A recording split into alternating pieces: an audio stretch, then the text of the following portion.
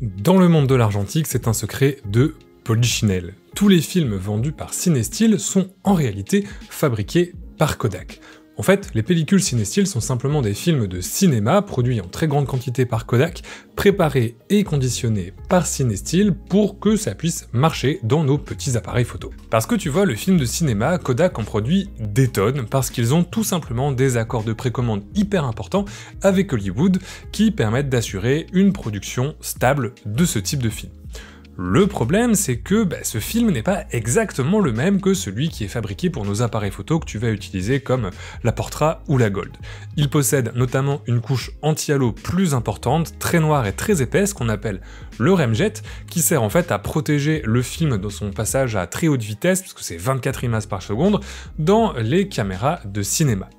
Cette couche anti-halo empêche en fait son développement dans notre chimie photo classique, puisqu'il faut utiliser un processus chimique particulier pour la dissoudre, et si c'est pas le cas, si elle n'est pas dissoute, tu ne peux pas avoir un négatif correctement développé. Le film de cinéma se développe normalement dans de la chimie EC2N, alors que notre film photo classique se développe dans le processus C41 qui équipe quasiment tous les labos photo aujourd'hui. Cependant, au-delà de cette couche de remjet, les films ne sont pas si différents. Ce que fait Cinestyle en fait est assez simple, puisqu'il retire simplement la couche de remjet avant de conditionner la pellicule dans des cartouches ou dans des rouleaux de 120, rendant de ce fait le film développable en traitement croisé en C41, puisque les deux processus ECN2 et C41 finalement ne sont pas si différents l'un de l'autre. Ça permet à ton labo de quartier de le développer sans problème et surtout sans ruiner ses chimies pour les autres clients, et toi ça te permet de shooter du film de cinéma un petit peu différent de ce qui existe autrement pour la photo. Techniquement, quand tu fais ça, ça reste toujours du traitement croisé, il y a quand même un désavantage à développer du film ECN2 de cinéma dans du C41, notamment au niveau du grain qui va se faire un petit peu plus présent, de la dynamique du film qui va être un petit peu moins importante, et des couleurs qui peuvent légèrement varier. Le fait d'enlever la couche de remjet qui sert de couche anti-halo, c'est aussi ce qui donne cet effet un petit peu particulier qu'on appelle de halation autour des points lumineux qui a fait la signature de Cinestyle. Fort des autres pellicules de sa gamme, la 800D qui est basée sur la Kodak Vision 3 500D et la 50D qui est basée sur la Kodak Vision 3 50D, Cinestyle a annoncé il y a un an une toute nouvelle émulsion, la Cinestyle 400D, qu'ils ont présenté comme absolument pas de la Kodak Vision 3 250D qu'on aurait retiré le remjet pour faire qu'il soit développable en C41. Non, non, non, pas du tout. Alors le problème de cet argumentaire, c'est que quand tu ouvres ta petite boîte de Cinestyle 400D et que tu regardes les instructions à l'intérieur, il est marqué que c'est effectivement un film prévu au départ pour le CN2, que tu peux le développer en ECN2, mais qu'il a été modifié pour être développé en C41. La seule différence de la 400D, et ce qui a permis à Cinestyle de dire que c'était pas une pellicule qu'ils modifiaient en enlevant le remjet, c'est qu'en fait, ce qu'ils font tout simplement, c'est qu'ils demandent à Kodak de ne pas appliquer la couche de remjet en usine. Mais sinon, c'est exactement le même film que la Kodak Vision 3 250D qui est utilisée dans l'industrie du cinéma. C'est juste que sur les précédentes émulsions, Cinestyle retirait le remjet, donc il y avait ce truc-là. Mais là maintenant, c'est juste, ils achètent le film pré-modifié, on va dire, directement, en sortie d'usine par Kodak. Donc c'est un petit peu poussé de dire que c'est une toute nouvelle émulsion, parce que dans les faits, ça reste de la Vision 3 250D fabriquée par Kodak. Mais voilà le catch. Aujourd'hui, il est de plus en plus facile de se procurer des rouleaux de films de cinéma non modifiés bien sûr, chez des labos comme Nation Photo, mais également chez des bobineurs indépendants comme Cinépocket et bien d'autres. Alors bien souvent, c'est des rouleaux qui sont bien moins chers que toute la gamme de Cinestyle, et alors, tu me répondras qu'il faut les développer pour le coup dans le CN2, parce qu'elles sont pas développables en C41 parce qu'elles n'ont pas été modifiées, mais ça tombe bien parce que depuis quelque temps, on trouve à la fois des kits de développement ECN2 maison, notamment chez Cinestyle, mais on a aussi de plus en plus de labos qui proposent le développement de films en chimie cinéma, en chimie ECN2. En général, ces labos facturent un petit peu plus cher le développement ECN2, mais c'est pas le cas partout, notamment chez Nation Photo, qui propose le C41 et le CN2 au même tarif. Sachant tout ça, est-ce qu'il reste encore un avantage à payer de la ciné-style au prix fort, sachant que c'est un film qui a été modifié et qui présente quand même des compromis et des défauts par rapport à l'émulsion originale? Est-ce qu'il vaut mieux pas shooter directement de la Vision 3 sans modification pour avoir un meilleur rendu des images?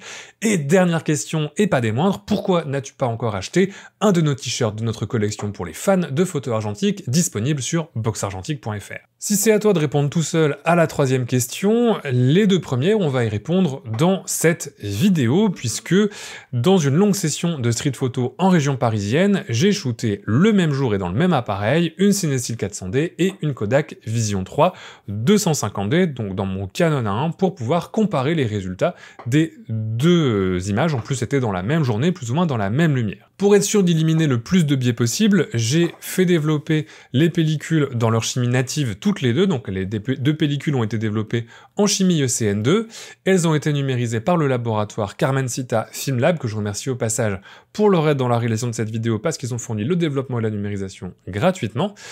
Pour la numérisation, ils ont utilisé le même scanner Frontier pour les deux pellicules afin qu'on ait un résultat du rendu des photos qui soit le plus proche possible, en tout cas d'éliminer le plus de biais possible dans le rendu des images. Avec tout ça, on va pouvoir essayer de voir si Cinestill nous arnaque avec ses pellicules et s'il vaut mieux pour toi d'acheter de la Vision 3 et de la faire développer en ECN2, ou si, aujourd'hui, malgré cette évolution du marché, Cinestill a encore un avantage à te donner en tant que photographe.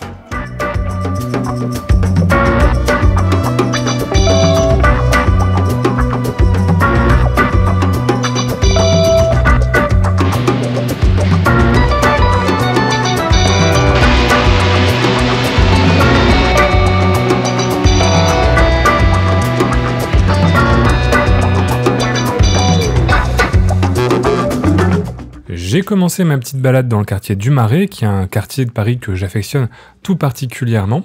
En plus, c'était un dimanche, donc je voulais qu'il y ait quand même du monde pour mes prises de vue en photo de rue. Et voilà, c'est pas loin de la gare après pour repartir, donc c'était le quartier idéal. Alors, ma caméra a pas enregistré mes premières prises de vue, mais j'ai tout simplement commencé un petit peu mon échauffement, on va dire, sur les façades et puis des petites prises de photos de rue. Je vais te mettre de toute façon les 36 photos de la pellicule, même les un peu plus ratées comme celle-là qui était floue. Et j'ai cherché des scènes colorées, des scènes de vie représentatives de la vie de ce quartier, sachant là que j'étais dans le quartier avec les épiceries juives. C'est assez sympa parce qu'il s'y passe beaucoup de choses et on a pas mal de petites scènes de vie qu'on peut capturer. Là, j'étais dans le quartier où il y avait justement les gens qui se servaient, qui récupéraient de la nourriture, et j'ai commencé simplement à essayer de prendre en photo les gens qui récupéraient leurs commandes de nourriture.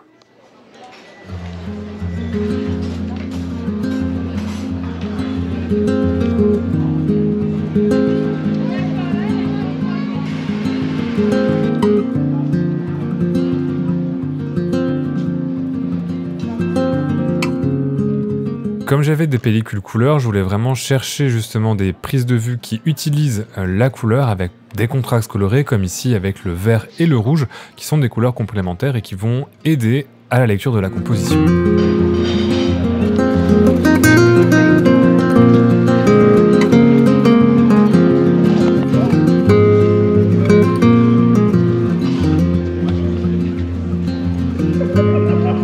J'ai rapidement quitté les petites rues du Marais, il y avait plein de cafés qui étaient ouverts sur les grands boulevards, et je me suis concentré sur des petites scénettes, voilà, typiquement parisiennes, des gens qui prennent leur café en bord de terrasse.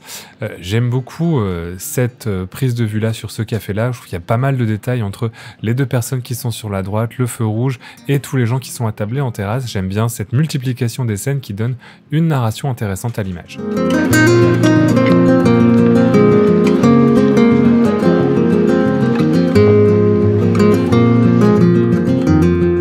Jusqu'alors, j'avais pris toutes mes photos avec mon 50 mm parce que j'avais de l'espace, mais là, je commençais à me sentir un petit peu à l'étroit, notamment avec cette prise de vue, et j'ai pris la décision, pour le coup, de switcher d'objectif et de passer au 28. C'est un petit peu plus difficile de composer au 28 mm parce qu'il y a plus de place, notamment pour la photo de rue même, il faut s'approcher un petit peu plus du sujet pour pouvoir le remplir, mais là, comme j'étais vraiment sur un mix entre photo de rue, architecture, photo de façade, et que les rues étaient quand même plutôt étroite, passer au 28, ça m'a permis d'avoir une prise de vue un petit peu plus large et des compositions un petit peu plus faciles.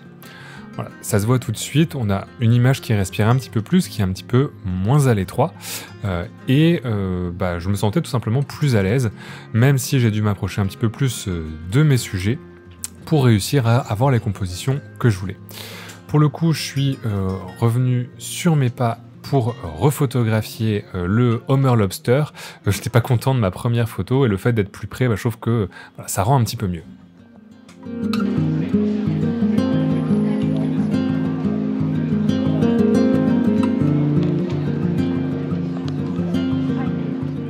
Un des pièges en photo de rue parfois, c'est aussi de vouloir aller trop vite. Là, j'étais pas sûr de ma prise de vue et j'étais pas très content de ce qui se passait dans l'image. Donc je suis resté un petit peu plus longtemps pour refotographier la même scène et cette photo est bien meilleure avec l'apparition du serveur entre le couple ou les deux amis qui attendent leur commande. L'image est plus propre, la composition beaucoup plus agréable et surtout, elle n'est pas floue.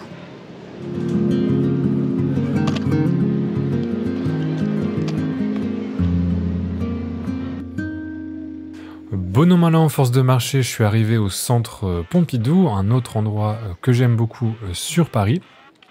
Alors, bien évidemment, c'est toujours un peu difficile de ne pas résister à photographier l'architecture du bâtiment, qui est quand même assez particulière, mais j'ai continué dans mon idée de faire plutôt de la photo de rue, avec des scènes, toujours en cherchant des couleurs, comme ici avec le orange de ce magasin. J'aime bien les personnes à l'intérieur, les personnes à l'extérieur, ça donne, pareil, une idée de narration dans l'image.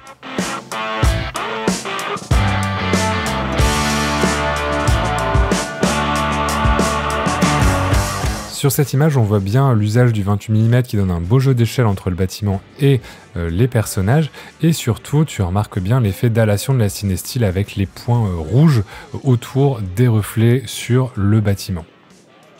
Et si parfois il faut prendre son temps, parfois au contraire il faut se dépêcher. Et là j'avais vu un couple qui était en train de s'embrasser juste sous l'ombre du bâtiment. J'ai juste eu le temps de prendre la photo sans vraiment travailler l'exposition et j'ai dû pas mal déboucher les ombres sur le scan parce que c'était assez bouché, mais finalement j'ai quand même ma prise de vue.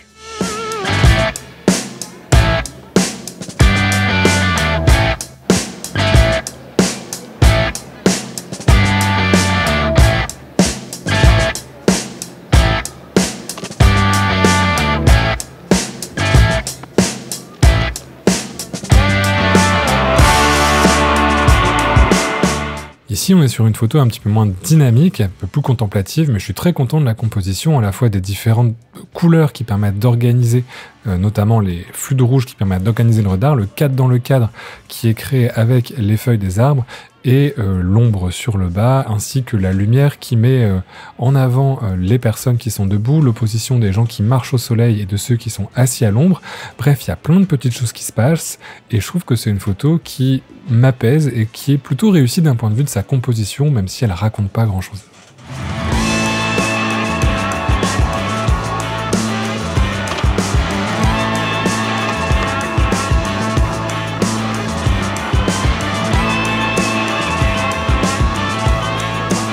En arrivant vers les Halles, j'ai vu ces personnes qui étaient en train de se faire servir et je suis très content de cette photo sur le vif. J'aime bien que il y ait des couleurs qui soient en plein soleil avec juste la casquette du serveur qui dépasse. On voit quand même que les personnes devant, de dos, attendent. Il y a une petite histoire, il y a une petite narration, une petite scénette et ça reste tout en subtilité. C'est raconté par l'exposition et la couleur et j'en suis très content surtout dans la manière dont je l'ai fait, très sur le vif et très proche de mes sujets. Le grand angle ici m'a aussi apporté une forme de proximité avec mes sujets qui est intéressante en photo de rue et qui est pas facile parce que justement il faut déclencher très proche physiquement des personnes.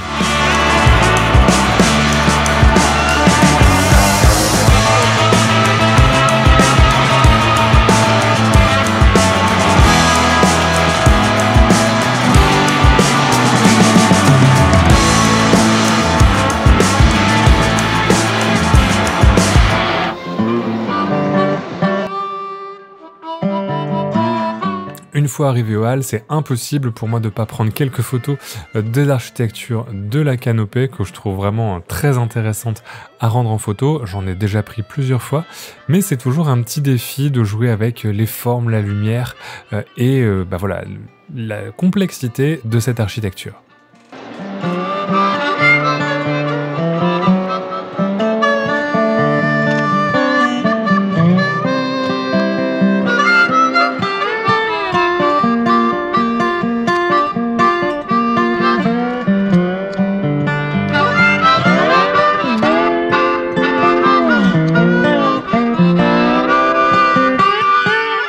Après ça, je commençais à manquer d'inspiration pour shooter la fin de ma pellicule, mais c'était sans compter l'énergie parisienne, je tombais sur un spectacle de rue, donc j'ai tout simplement terminé ma pellicule avec quelques photos des acrobates de rue qui commençaient leur spectacle. Bon, c'est pas forcément ce que je fais habituellement, mais c'était assez marrant à faire et ça me donnait un sujet pour terminer les dernières vues de la pellicule.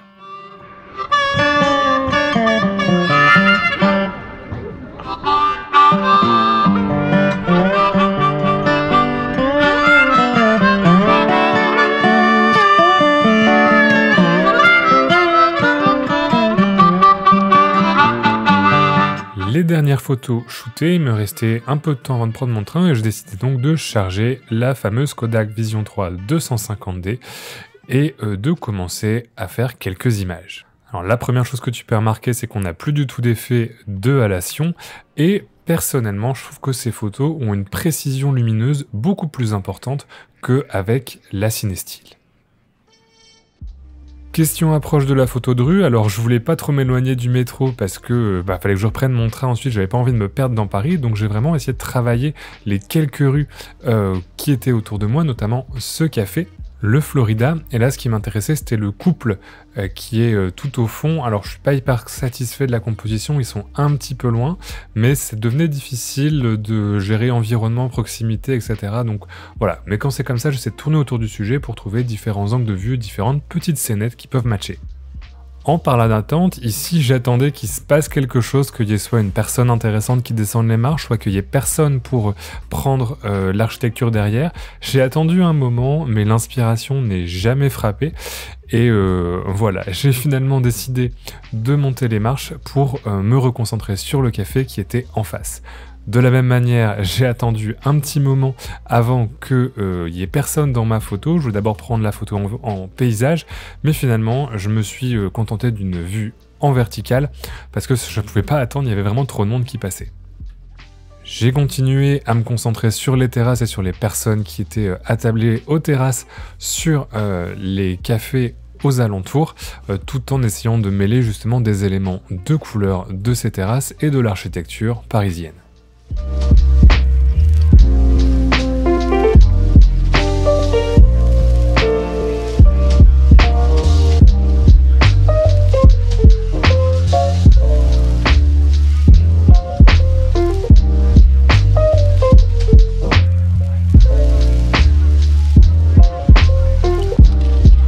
Ici, je suis à la fois très content et assez déçu de cette image. Alors, je suis un peu déçu d'avoir la personne à droite qui ferme un petit peu la composition, et en même temps, elle dérange pas trop non plus.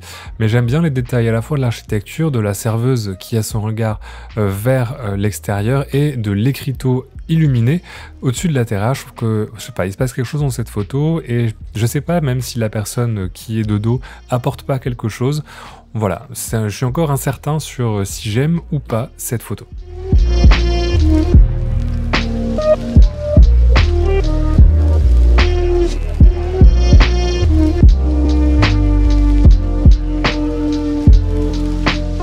Celle-là par contre, je sais que je l'adore avec certitude. Il y a un côté Wes Anderson dans cette façade qui est assez dingue, j'aime vraiment les couleurs. Je me suis même approché pour faire une petite photo de détails supplémentaires parce que je trouvais vraiment le lieu hyper intéressant d'un point de vue photographique.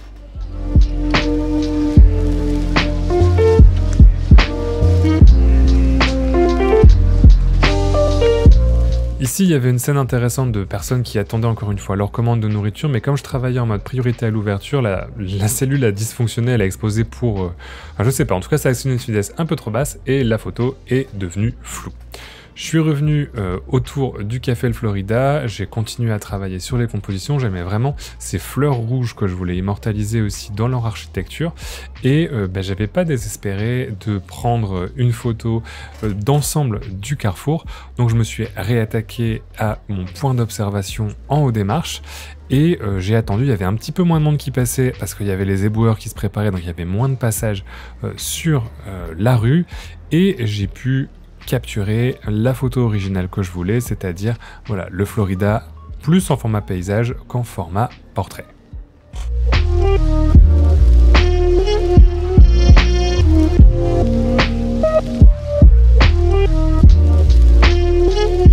Je commençais à arriver à court d'inspiration, mais j'ai quand même pris cette photo que je trouve assez intéressante dans sa composition entre le rouge du personnage et puis les lignes de force. Et voilà, une photo un peu plus classique de l'architecture des Halles, mais il commençait à se faire tard, il fallait que j'attrape mon train.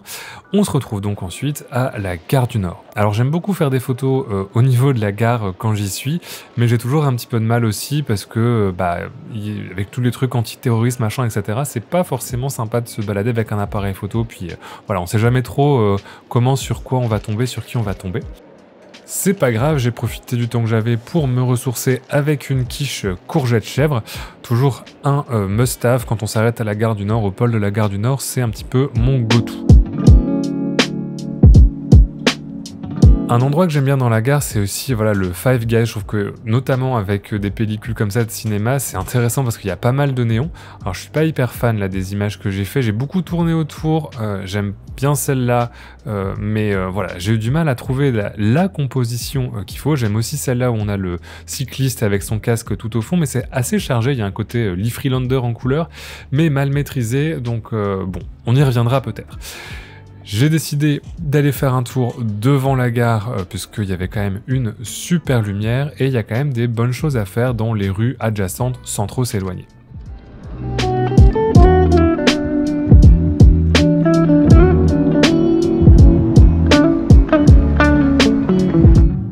Je sais pas si ça s'apparente à de la photo de rue, mais j'aime beaucoup cette photo. Je trouve qu'elle est vraiment parfaite dans sa composition entre les couleurs, les lignes et puis tout le détail des valises devant le magasin. Je trouve que ça fait vraiment une très très chouette image.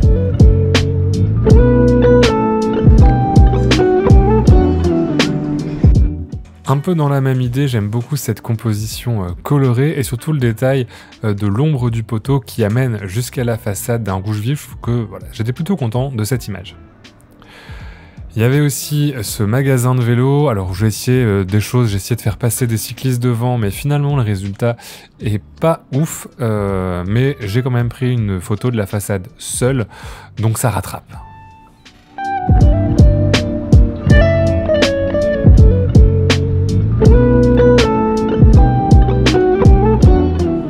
Bon là clairement après tout le temps que j'avais passé, toutes les photos que j'avais prises, j'étais à la fin de la deuxième pellicule et puis la fatigue commençait à se faire sentir parce que j'avais aussi fait une séance photo le matin, donc je commençais à avoir du mal à trouver des prises de vue et surtout à ne pas faire d'erreur. Voilà, là j'ai fait une erreur au niveau de la vitesse d'obturation, donc la photo est floue. Et surtout j'arrivais à l'heure où je devais prendre mon train, donc j'ai repris le chemin de la gare. Bien évidemment, je pouvais pas ne pas retenter de faire une photo du Five Guys. Il y avait en plus le couple que je voulais prendre en photo qui était encore attablé. Là, il y a cette personne sur la gauche, mais j'ai persévéré et j'ai enfin la photo que je voulais. Même si finalement les deux avec la personne qui arrive, c'est pas mal non plus. Me restait à prendre mon train, j'essayais vraiment de terminer la pellicule, mais voilà, à part ces vues sur le quai juste avant de terminer mon séjour sur Paris, voilà, j'ai rien fait, mais j'ai pu terminer à la maison sur mes adorables boules de poils qui ont été des modèles parfaits.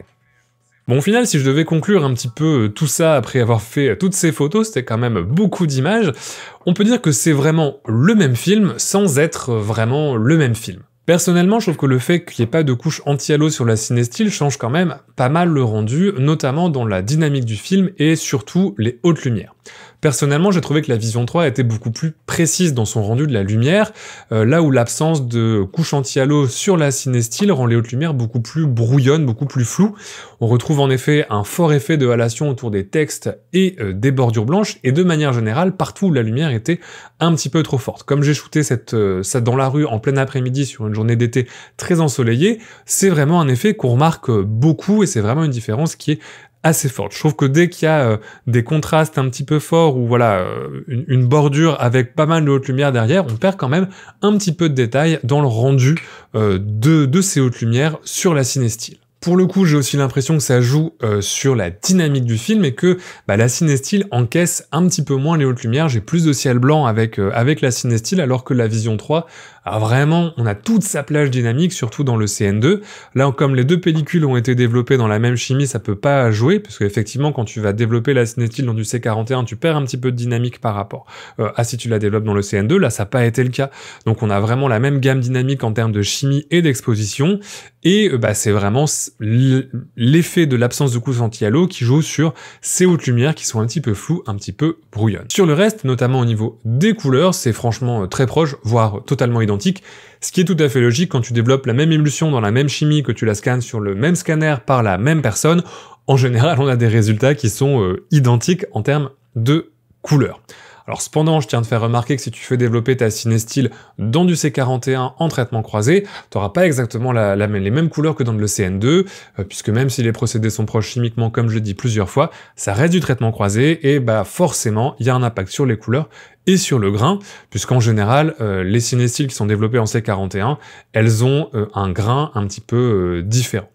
Il y a eu quand même une différence entre les deux, puisque j'ai exposé ma Vision 3 à 250 ISO et ma cinestyle à 400 ISO, puisque c'est ce qui est marqué sur la boîte, et rationnellement parlant, c'est à cette exposition-là que la plupart des gens vont l'exposer. Je sais pas si le fait d'enlever, je pense que c'est pour ça que justement Cinestyle demande de sous-exposer un petit peu ce film à 400 au lieu de 250 que demande l'émulsion, c'est parce que l'absence de couche anti-halo doit faire rentrer beaucoup plus de haute lumière, et je pense que si tu veux récupérer quelque chose d'exploitable sans avoir des lumières haute lumière totalement cramées, t'es obligé de sous-exposer un petit peu le film pour récupérer un petit peu de détails dans les hautes lumières qui autrement disparaîtraient totalement. Ça fait beaucoup d'infos, on va résumer très vite et je vais te donner mon opinion un petit peu sur tout ça pour conclure cette vidéo. Donc les deux films sont effectivement très proches, surtout quand ils sont développés dans la même chimie.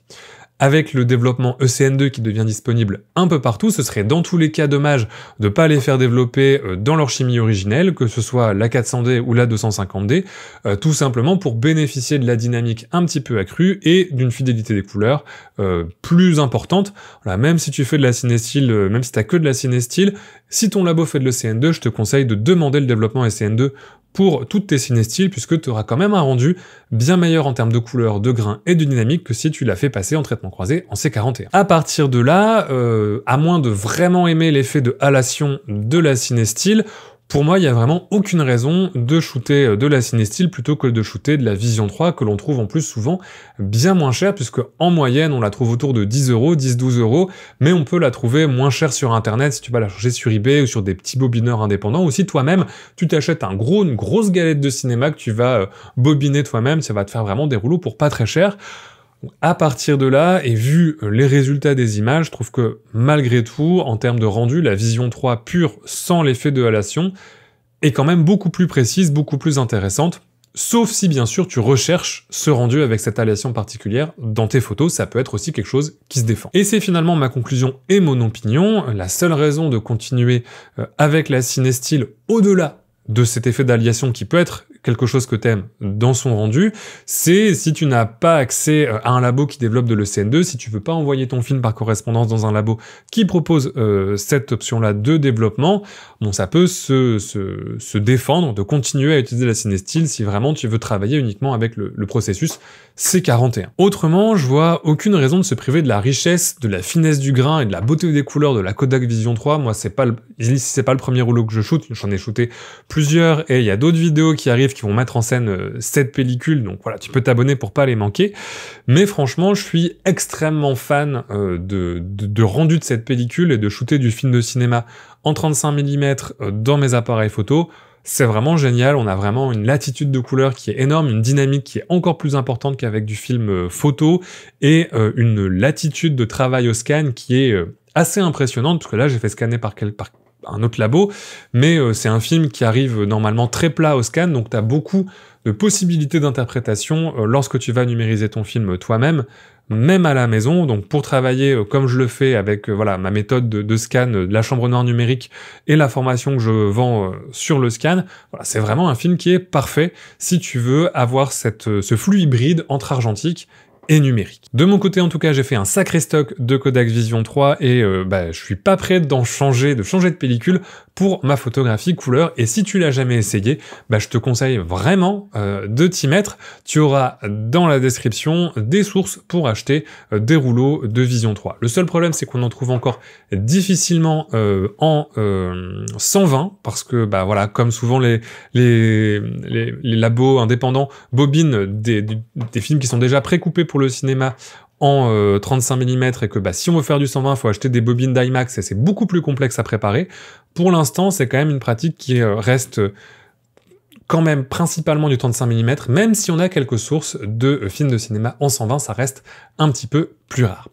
Voilà, dans tous les cas, j'espère que tu auras apprécié cette vidéo. Comme je te l'ai dit, tu trouves en description plein de liens pour acheter de la Vision 3. Et puis, si t'aimes découvrir de nouveaux films et faire de l'argentique, je t'encourage à aller aussi visiter le site de la Box Argentique, qui te propose de recevoir tous les 2 mois du film frais dans ta boîte aux lettres et qui te propose des formations et des conseils pour t'accompagner dans ton parcours de photographe argentique. De mon côté, je te dis à la prochaine, et d'ici là, bonne photo!